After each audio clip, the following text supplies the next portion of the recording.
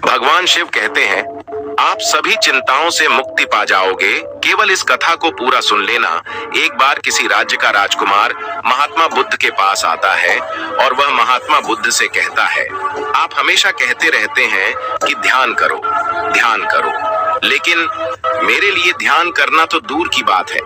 मैं कुछ समय के लिए अपनी आंखें बंद करके शांति से भी नहीं बैठ पाता हूँ। मेरा मन इतना बेचैन है कि यह हर समय कुछ ना कुछ सोचता रहता है।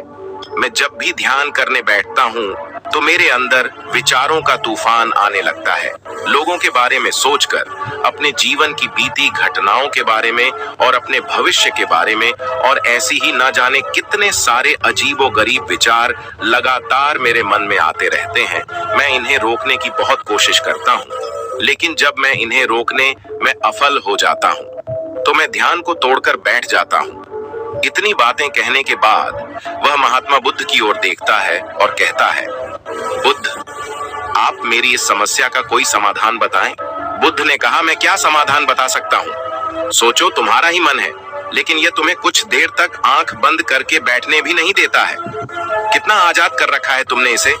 राजकुमार ने कहा, बुद्ध, मैंने बहुत सोचा, लेकिन मुझे अपनी इस समस्या का कोई समाधान समझ नहीं मिला, इसलिए मैं आपकी शरण में आया हूँ।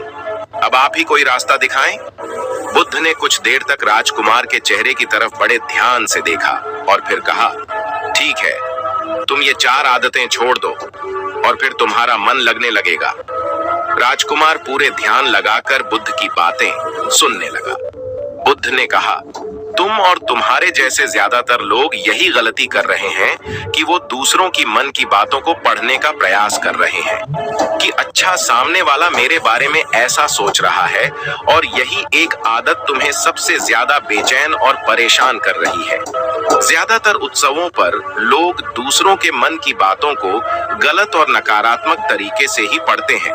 जैसे कि लोग अक्सर सोचते हैं कि दूसरे लोग उनकी तरक्की से जलते हैं, उसे नीचा दिखाना चाहते हैं, उसे पसंद नहीं करते, उसकी मदद नहीं करना चाहते, और ऐसी ही ना जाने कितनी सारी नकारात्मक बातें ये लोग दूसरों के प्रति अपने अंदर बैठा लेते हैं। फिर उनके बारे में ही सोचते रहते हैं, उनसे बदला लेने के तरीके सोचते रहते हैं, उन्हें नीचा दिखाने के मौके ढूंढते रहते हैं, और दूसरों के प्रति यही नकारात्मक सोच इन्हें दुखी करती है, और फिर ये लोग बेचैनी महसूस करते हैं। इसलिए दूसरे लोग क्या सोच रहे हैं, इसका अनुमान लगाना बंद करो। दूसरे लोगों के विचारों को पढ़ने की कोशिश करना बंद करो। अगर पढ़ना ही है तो खुद के विचारों को पढ़ना शुरू करो कि तुम्हारे अंदर क्या चल रहा है। कहीं तुम नकारात्मक सोच, शिकायत या बुराई करने जैसी आदतों के शिकार तो नहीं हो रहे हो। बुद्ध ने कहा, लोगों को असफलता पर हंसना तो लोगों का धर्म है, क्योंकि अगर तुम सफल हो जाते तो यही तो वो लोग हैं जो तुम्हारी तारीफ करते, तुम्हें सम्मान देते, तुम पर गर्व करते। अगर तुम अपनी सफल होने पर दूसरों से तारीफ की उम्मीद करते हो तो अपनी असफलता पर उनके हंसने से तुम्हें दुखी नहीं होना चाहिए। और समस्या ही यही है कि हम इंसान असफलता को बुरा मानते हैं, जबकि असफल होना सफल होने से भी ज्यादा जरूरी है, क्योंकि बिना असफल हुए सफल इंसान के अंदर घमंड और दूसरों को खुद से छोटा समझने की भावना पैदा करती है, जबकि असफलता हमें विनम्र रहना, धैर्य रखना और लगातार प्रयास करना सिखाती है।